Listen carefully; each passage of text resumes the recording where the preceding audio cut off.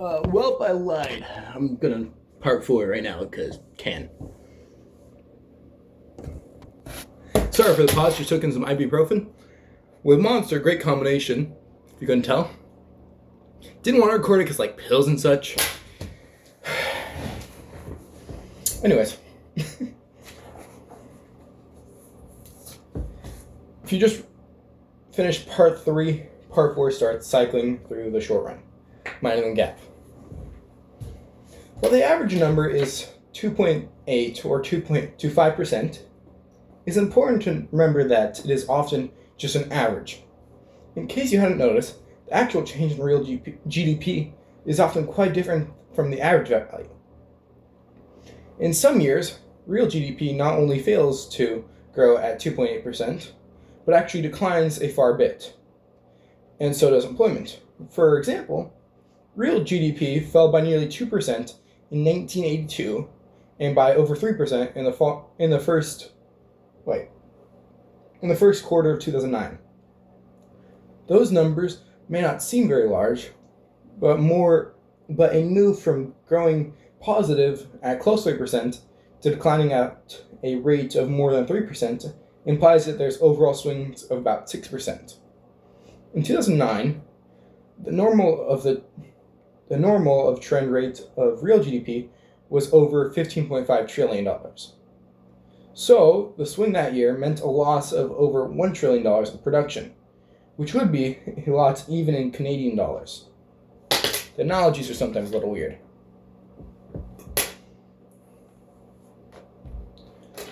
Note that if a long-run average growth rate is 2.8%, then periods in which growth is below that level must be balanced by periods in which it is above it.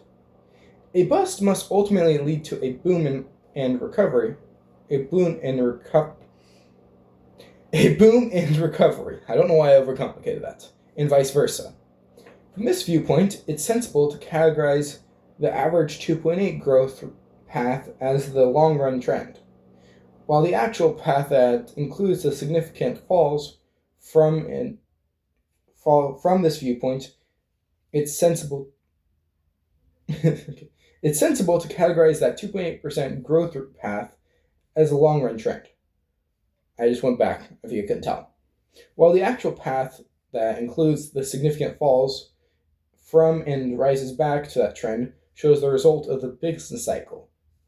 The natural question, then, is, what happens over a short-run cycle? What is different from what's driving the long-run trend? Okay, a lot to unpack there. They briefly mention something called the business cycle, which, as I believe, it's kind of like 4 real seasons. I don't have it pulled up immediately. I could probably pause this and get it pulled up, which I will. Okay, I'm back. Got my Chromebook now. No more Monster. I just got pomegranate juice in here. Pretty good. Okay, let's see if it will actually tell me. Search of business cycles. On Investopedia. And it has 4 real phases. Technically, I should be facing this way for the thing, but like, okay, it's gonna tell me what they are.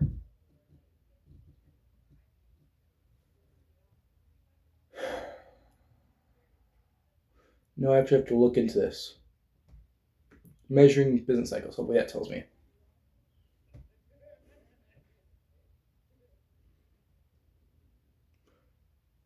Okay. Got a small model. It's not what I was really looking for. I could show. It's right.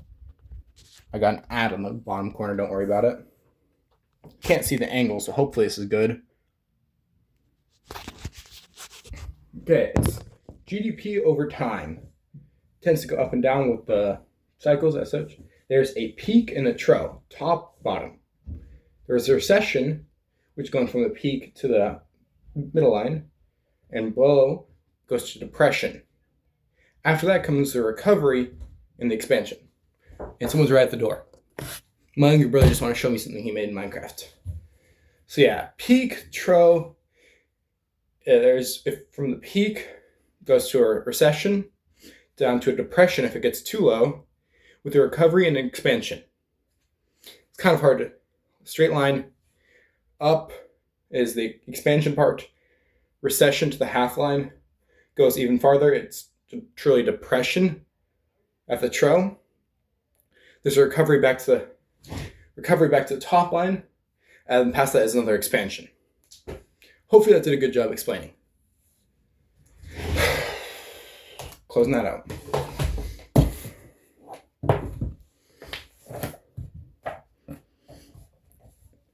All right. Actually, never mind. I still have some other stuff to discuss. They briefly mentioned how the average rate is about 2.8%, but that's not the true rate. Well, that's just average. It doesn't... Now that I explained that, I don't really need to go to as much depth, but it can go steep declines with recessions and depressions and go up through massive, like tros and peaks through recoveries and expansions. So while an average is around 2% or 2% per year, it's actually a bigger fluctuations than it looks. Hence why you often see things like this in the news talking about, oh, it's a big depression, when really it might just be a brief recession. Which I'm personally not affected by it, but I know other people can be affected by market cycles like this. Okay, back to this.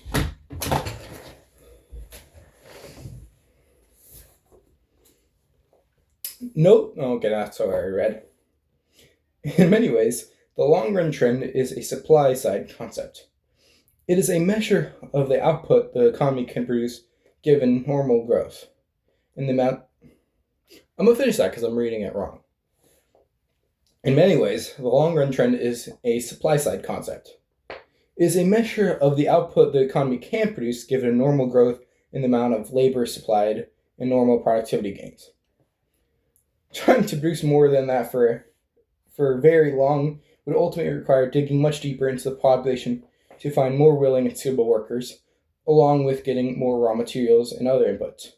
Even then, finding a pace to put the extra workers would be difficult as plant capacities would be strained. Shortages would ensue, and inflation would start to rise. Similarly, producing less than the trend supply would leave excess capacity redundant for unemployed workers and downward price pressures. For this reason, the trend path is somewhat equivalently referred to as potential GDP. It designates that at any point in time, the real GDP of the economy can produce without putting in any extra demands that exceed normal growth, but also without leaving any resources seriously unemployed. Okay, a lot of jargons then. Remember, if I'm facing this way, I'm discussing what I previously said.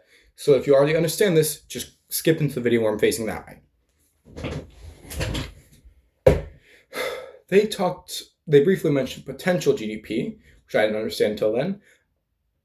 They were talking about how the reason why we can't continuously be on a constant uprise, that is a bad motion.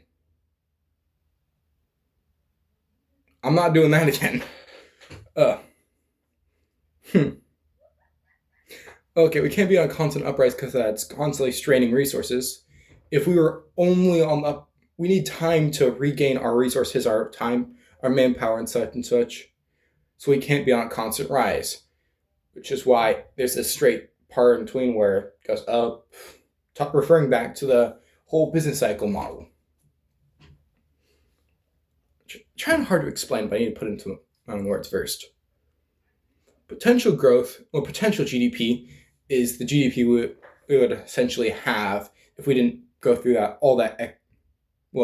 if we went through all that extra strain in order to be on the peak constantly. And just the peak constantly rising. Which isn't plausible, but that's what potential GDP measures.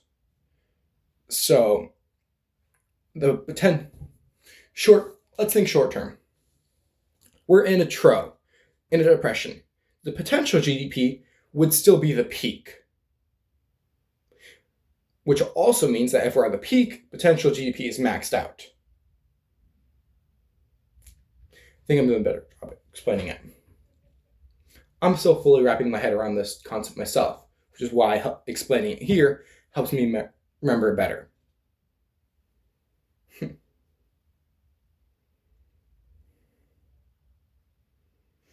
Just check. I'm going to skim through this again.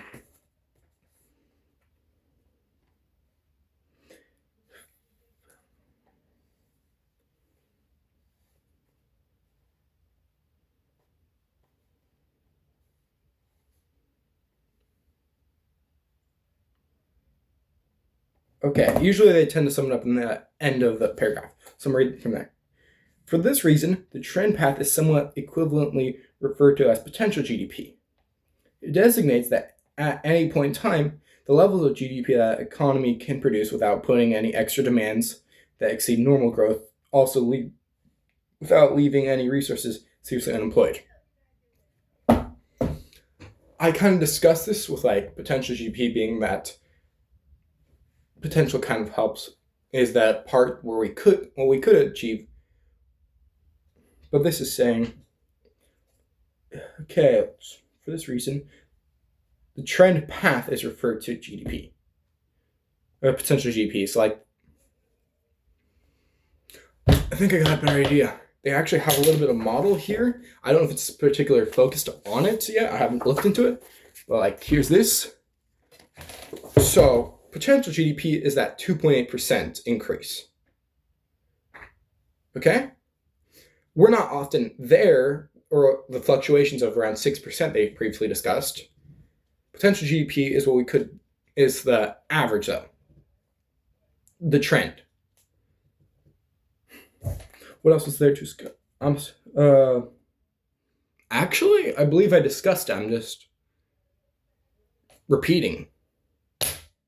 Oh, wow.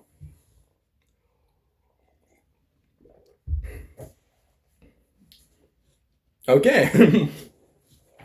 Figure 31, thing I just showed you, graphs these two different measures of real GDP from 1990 through the third quarter of 2015, both taken from the Federal Reserve Bank of St. Louis. And the straighter line is an estimate of trend of potential GDP, and the more jagged line shows the path of the real GDP as it has actually transpired. Because with the ups and downs of observed business cycles, the difference between the two expressed as the percentage of potential is known as GDP gap. As already noted, the GDP gap was a little over 6% in the early 2009. The U.S. economy was producing less than 94% of what would have produced in the absence of 2008 financial shocks. So yeah, back to this. I'll try to believe that's a better view of it. That straighter path, the dotted one, is potential, while this curved path is our real GDP, and the gap in between is the GDP gap they were talking about before.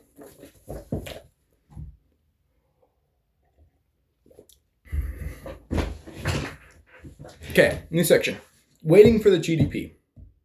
Why is the short term run so long? As figure 3.1 suggests, and as underlying data confirms, the GDP economy deviates from the potential trend with some frequency, usually in downwards directions. Bust, or using the slightly more technical term, recessions happen. From time to time, GDP falls, or grows very slowly, and the economy slips below potential. But eventually, the economy rebounds and returns to the trend. Sometimes we can produce more than that potential GDP. The late 1990s is such a case, but such negative GDP gaps are rare, short-lived, and small. That's why the average GDP gap is shortfall of roughly 2%. In the typical case, the recovery that follows the initial downturn takes a far bit of time to bring the economy back to its trend path. This sounds all dark and gloomy. Yes, it is, but when you actually look at the diagram itself shows that we're on a constant upturn. So while we could be doing better, is that what it's saying, we're still doing really good. That's all I want to say. Thanks to the National Bureau of Economic Research, also known as NBER, I'll repeat that again, National Bureau of Economic Research, we can actually put some numbers to this. The NBER is not a government agency. It is a private, nonpartisan research institute funded largely by corporate and foundation donations. Much of the NBER's early work focused on business cycles, and with time it has become the nation's quasi-official arbiter of recessions and recoveries.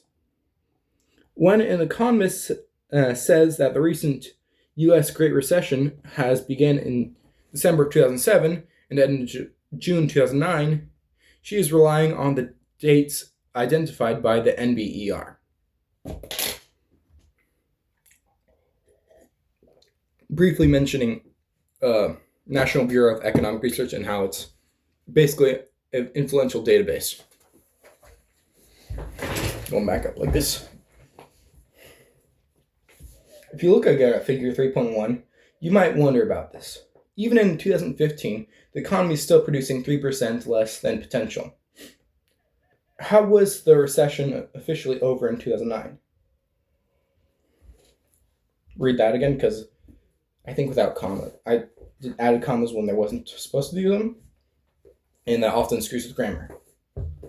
If you look at 3.1 again, you might wonder about this. Even in 2015, knock on my door.